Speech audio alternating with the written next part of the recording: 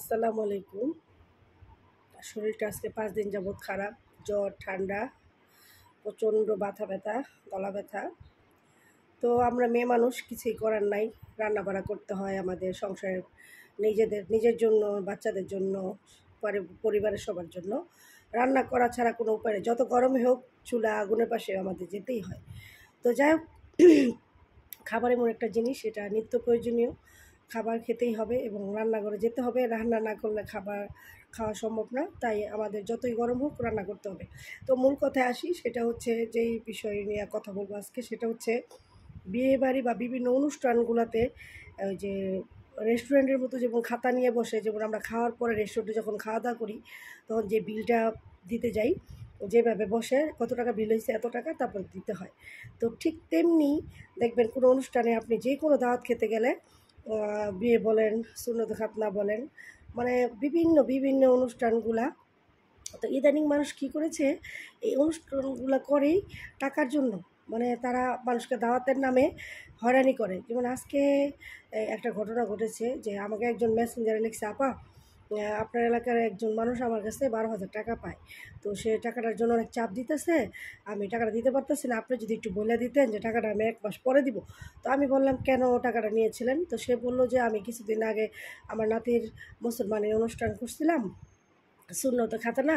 তো আমি ওখানে 1,56,000 টাকা খরচ করছি। তো ঈদের পরের দিন করাতে আমার উঠছে মাত্র 1,30,000। তো বাকি টাকাটা আমি ঋণ হয়ে গেছি। তো আমি ভাবছিলাম অনুষ্ঠান করলে বেশি টাকা উঠবে, যার যার কাছ থেকে ঋণ করছি তাদের টাকাগুলো দিয়ে দিব। তো এখন মূল কথা হচ্ছে যে কতটা মানে অমানুষ হইলে আমরা মানুষকে দাওয়াত দিয়ে আইনা খাওয়ায়া তাদের কাছ থেকে টাকা রাখি। আপনারা অনেকেই দেখেছেন যে আমি আমার কার্যকলাপগুলা আমি কখনো, যেমন জন্মদিন করা হারাম, এগুলো আমি করি না। এগুলো হচ্ছে আমি বাচ্চাদের নিয়ে করি। যেমন আমার জন্মদিনে আমি বেশিরভাগই এতিমখানা এবং এতিম বাচ্চাদের নিয়ে খাওয়া দাওয়া করি, এতিম বাচ্চাদের নিয়ে কেক কাটি। তো এবার আমি আমার কিছু বিশেষ বিশেষ লোক, আসলে সেদিন জন্মদিন এবং আমার সংগঠনের একটা ছিল, কী বলে এটা, প্রতিষ্ঠাবার্ষিকী। তো ওই উপলক্ষে আমি কিন্তু করেছি, এবং ঘটা করে কেক কাটি নাই, কিন্তু আমি সবাইকে বিনা দাওয়াত, মানে বিনা উপহারে, যে আপনারা চলে আসবেন। আমি কার্ড দিয়ে দাওয়াত করতে পারবো না, ফেসবুকে দাওয়াত দিয়েছি, মেসেঞ্জারে দাওয়াত দিয়েছি, ফোন করে দাওয়াত দিয়েছি, যে আপনারা আসবেন। ফেসবুকে স্ট্যাটাস দিয়েছি, আপনারা আসবেন, কোনো উপহার দিতে হবে না, নো গিফট অনুষ্ঠান। তো জনপ্রতি 580 টাকা দিয়ে আমি করেছিলাম, খাবারের ব্যবস্থা করেছিলাম। তো আলহামদুলিল্লাহ সবাই এসেছেন আমার দাওয়াতে, আমি অনেক কৃতজ্ঞ আপনাদের কাছে। আসলে মেহমান হচ্ছে আল্লাহ তাআলা পাঠান, এটা আল্লাহ তাআলার মেহমান, হচ্ছে আল্লাহর রহমত। তো আপনি তাকে খাওয়াইলেন, তাকে খাওয়ালে কি হয়, আপনার রিজিক বাড়ে, আপনার বরকত হয়, খাবারের মধ্যে বরকত বাড়ে। তো আপনি কি করলেন, খাওয়ায়া তারপর খাতা নিয়ে বসলেন, তারপর টাকা দিতে হলো। টাকা দিয়ে যদি খাই রে ভাই, তোর বাড়িতে যায় খামো কেন? তো তা আমার বাসায় রান্না করে আমি খেতে পারি। হ্যাঁ, রান্না করতে ভালো লাগে না, তাহলে আমি ভালো রেস্টুরেন্ট থেকে অর্ডার দিয়ে খাবো। কিন্তু তোর ওখানে যে আমি খায়া টাকা দিয়া, তাহলে কী লাভ হলো? তো আসলে অনেকে বলেন কি, এটা আগে থেকে কিছু হইলে দেখবেন কি, কোনো কিছু করলে, আরে এটা তো আমার দাদিরে দেখছি, দাদারা দেখছি, দাদার বাপের দেখছি করতে, আগে থেকেই চলে আসছে। এই আগে থেকে কথাগুলোর জন্য আজকে আমরা অনেক অনেক খারাপ, মানে রাস্তায় চলে যাচ্ছি, দিন যাচ্ছে। আসলে একবারও আমরা, হয়তোবা সবাইকে বলছি না, কিছু মানুষ একবার আমরা চিন্তা করি না যে 1 সেকেন্ডের ভরসা নাই, আমাদের মৃত্যু হতে পারে, মৃত্যু হতে পারে। সব যা করব সব কিছুই আমরা রেখে যেতে হবে, কিছু নিয়ে আসি নাই, কিন্তু আমরা একেবারে উলঙ্গ এসেছি। কি নিয়ে এসেছি? কিছু নিয়ে আসি নাই। আমার আমার আমার আমার মানুষ শুধু আমার আমার করতে চায়। আমাকে অনেকে বলে, আপা আপনার এত 50-60 লাখ টাকা, আপনি ব্যবসা করতে গিয়ে মানে করছেন, হয়রানির শিকার হয়েছেন, ব্যবসা করতে গিয়ে মাইর খাইছেন, আপনি বিভিন্ন জায়গায় মানুষ আপনার কাছে টাকা নিয়ে টাকা দেয় নাই, তারপর আপনি এত হাসি খুশি এত ভালো থাকেন কীভাবে? তো আমি তাদের একটাই উত্তর দিই, সেটা হচ্ছে যে আমি তো কিছু নিয়ে আসি নাই, এগুলো আমাকে আল্লাহ দিয়েছিল, এবং আমি অনেক কষ্ট করে ইনকাম করেছি, এটা সত্য। আমি দেশের বাইরে মাল পাঠাইছি, আমি জায়গা জমি বেচা কেনার ব্যবসা করছি। তো আমার আমার আলহামদুলিল্লাহ 17 থেকে 18টা মানে কোম্পানির সাথে এবং ব্যবসার লোকজনের সাথে আমার পরিচিত গ্রুপ ইন্ডাস্ট্রি যারা ব্যবসা করে তাদের সাথে আমার সেই 14 বছর বয়স থেকে পরিচিত। তো আমি অনেক ব্যবসা আমার জীবনে আমি অনেক ব্যবসা করছি। তো আলহামদুলিল্লাহ সেখান থেকে যেই টাকাগুলো আসছে আমি নিজে বাড়ি করছি, আমার নিজের ইনকাম দিয়ে বাড়ি করছি, আমার আমার যতটুকু যা প্রয়োজন আমি সব কিছু করছি। তো একটা বাড়ি বিক্রি করে আমি একটা জমি কিনতে গেছি, ওখানে আমার টাকাটা ইনভেস্ট হয়ে গেছে, পাইতেছি না, এক বছর হয়ে গেছে। তো কী হয়েছে, এটা আল্লাহর উসিলা, আল্লাহর হুকুম ছাড়া গাছের পাতাও নড়ে না। তো আল্লাহ যদি আবার মনে করে ফিরাই দিবে দিবে, না মনে করলে দিবে না। এটা নিয়ে যদি আমি টেনশন করে মরে যাই, আমি টেনশন করে অসুস্থ হয়ে যাই, তাহলে কি আর কিছু পাবো? আরও হারাবো। তো যাই হোক, যেটা বলতেছিলাম যে সেটা হচ্ছে আমার কথাগুলো যদি একটু মনোযোগ দিয়ে সবাই শুনেন, সবার কাছে কৃতজ্ঞ থাকবো। এগুলো সবাই জানে, তারপর বলা।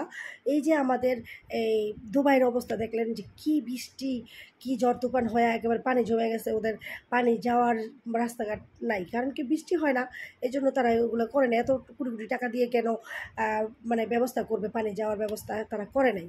তো পানি নিষ্কাশনের ব্যবস্থা করে নাই বলেই আজকে তাদের বাথরুম ওয়াশরুমের যে ময়লাগুলো এইগুলো শুধু দেখতে পাচ্ছি যে তাদের রুমের মধ্যে বাসতেছে। তো আসলে দুবাইতে বিভিন্ন দেশের রাষ্ট্রের মানুষগুলো যায়, ওখানে তারা কি করে আপনারা ভালো করে জানেন। এখন বলবেন কি আপনারা কেন যান? তো যার যার প্রয়োজনে সে যায়। আমাদের ওখানে ব্যবসা আছে, আমরা ব্যবসা দিয়েছি, সেখানে প্রয়োজনে যাই। সবাই যে শুধু খারাপ করতে যায় এমন কিছু না। তো যাই হোক, যেটা বলতেছিলাম, আল্লাহ তাআলা যখন পাপের মানে অতিরিক্ত হয়ে যায়, বান্দা যখন অতিরিক্ত পাপ করে তখন আল্লাহ গজব নাজিল করে। তো যাই হোক, এই বৃষ্টি হচ্ছে না এটা কিন্তু যে গজব, এটা ভুল ধারণা। এই যে চাষিরা ধান কাটবে, ধান কাটার পরে বৃষ্টি হতে পারে, এখন আল্লাহ যেটা ভালো মনে করছে সেটাই। এই আপনারা যদি খাবার না পান, এই যে ধানগুলো যদি নষ্ট হয়ে যায়, তাহলে চাল পাবেন কোথায়? কিভাবে আপনি আপনার চাহিদাটা পূরণ করবেন? খাবারের চাহিদাটা পূরণ করতে পারবেন না। তো সেই জন্যই বলছি যে কিছু সময় দেখা যায় কি, যে আমরা যেটা আল্লাহর কাছে দোয়া করি, অনেকে বলতেছেন দোয়া করতেছেন আপনাদের আল্লাহ কেন বৃষ্টি দেয় না? তো আমাদের আল্লাহ যখন প্রয়োজন মনে করবে তখনই দিবে। আল্লাহ উত্তম পরিকল্পনাকারী। আল্লাহ যখন যেটা প্রয়োজন বান্দার সেটা তখনই দেয়। আমরা চাইবো আর দিয়ে দিবে, তখন হয়তো আমাদের জন্য এটা উপযুক্ত না, সেই জন্য আল্লাহ দিচ্ছে না। তো যে আরেকটা কথা বলবো, যেমন মামুন লায়লা, আমি একটা ভিডিওতে দেখলাম একটু আগে, মামুন বলতেছে যে এই আমি এতদিন তার সাথে ইয়ের মতো বন্ধুর মতো ছিলাম, তাকে আমি ভালোবাসতাম, সে আমাকে ভালোবাসতো, তার কাছ থেকে আমি অনেক ভালোবাসা পেয়েছি। সে নিচের রুমে ছিল, আমি উপরের রুমে ছিলাম। তো আমরা এইভাবে দুজনে 4 বছর কাটাইছি। তো আমরা একসাথে কখনো ছিলাম না। তো আপনারা যেগুলো দেখছেন এগুলো হচ্ছে কেউ কেউ এডিট করছেন, এই সেই অনেক কিছু। তো ওদের কাছে দেখেন, আমাদের প্রজন্ম মোবাইলটা খুললেই কিন্তু ভিডিওগুলো সামনে চলে আসে। কিছু আপনি বলক মারবেন কয়টা আইডি, আপনি প্রিন্স মামুনের আইডি বলক মারতেছেন, কিন্তু অন্যজন কী করতেছে, এটা এডিট করে আবার ছাড়তেছে। তার আইডি কয়টা আইডি আপনি বলক মারবেন? এভাবে আপনার সামনে চলে আসে। আমাদের বাচ্চারা কী শিখছে, যে এই যে বিয়ে না করার নামে, মানে বিয়ে করবে আশা দিয়ে ভালোবাসার নামে, যে এই যে আপনি লিভ টুগেদার করছেন, এগুলা যে আল্লাহ তাআলার গজব, যে আল্লাহ তাআলা আপনার উপরে কী গজব দিবে। একটাবার চিন্তা করেন যে কী শিখছে আমাদের বাচ্চারা। তো আসলে আমরা সবাই প্রতিবাদ করি, আমরা কিন্তু কমেন্টস করে ওদের ভিউ বাড়াই, আমরাই নিজেরা টাকা ইনকাম করার পথ করে দিছি। ও নিজের মুখেই বললো যে এই নেট জগতে এসে এইসব টিকটক এইসব ভিডিও বানায় কিন্তু একটা বাড়ি করছে, প্রায় 1 কোটি টাকা দিয়ে একটা বাড়ি করছে। তো ওর একটা স্বপ্ন ছিল। হ্যাঁ, ঠিক আছে, আল্লাহ তাআলার স্বপ্ন বলে না কাউকে পূরণ না করতে। যার রিজিকে যতটুকু বরাদ্দ সে ততটুকু পাবে, সেটা আজ হোক বা কাল হোক, বা অবৈধভাবে হোক অবৈধভাবে হোক, তাহলে বৈধভাবে করাটাই উচিত।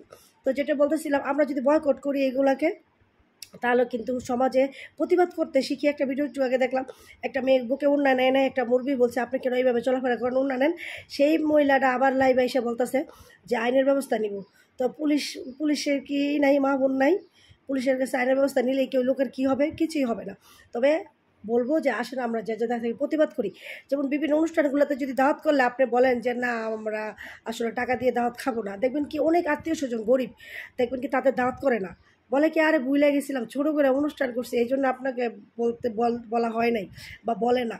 কিন্তু তারা দেখেন, এই যে যেমন যে লোকটা কথা শুরু থেকে যেটা বললাম, 10 লাখ টাকা 12,000 টাকা ঋণ, তাই সে কি মনে করছিল অনেক টাকা উঠবে, সেখান থেকে সে লাভবান হবে এবং তার টাকাটা দিবে। সে কি হলো, ঋণই হয়ে গেল। এখন এই যে অনুষ্ঠানের নামে এই খাতা নিয়ে বসা, মানে ভিক্ষা করা, আমি মনে করি এর চেয়ে ভালো।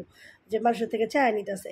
তোর টাকা হলে ভাই দরকার হলে চায় নে, তুই মুরগি গরু বাকি আনবি, তারপর আমার দাওয়াত দিবি, আমি গিয়ে খামো, খায় যে টাকা দেবো ওই টাকাটা বিল দিবি, তাহলে তো আমি রেস্টুরেন্টেই খাইতে পারি। তো যাই হোক, এই প্রিন্স মামুন এদের কাছ থেকে মানে এদেরকে আমরা আমাদের বয়কট করা উচিত, এদের বিরুদ্ধে প্রতিবাদ করা উচিত, আইনি ব্যবস্থা নেওয়া উচিত।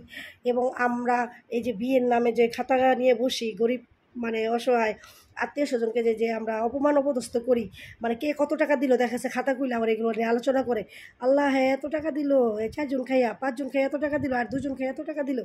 তো এগুলো আসলে দেখে আসছি, চলে আসছে, এগুলো হচ্ছে, এগুলোর নাম দিয়ে কিন্তু আপনারা চলছেন। তো এগুলো বন্ধ করেন। সবাই ভালো থাকবেন, সবাইকে ভালো রাখবেন, আমার জন্য দোয়া করবেন। শারীরিকভাবে আমি অনেক অসুস্থ, তারপর অনেক কথা বললাম, আসলে কিছু কথা না বললে আমার ভালো লাগে না।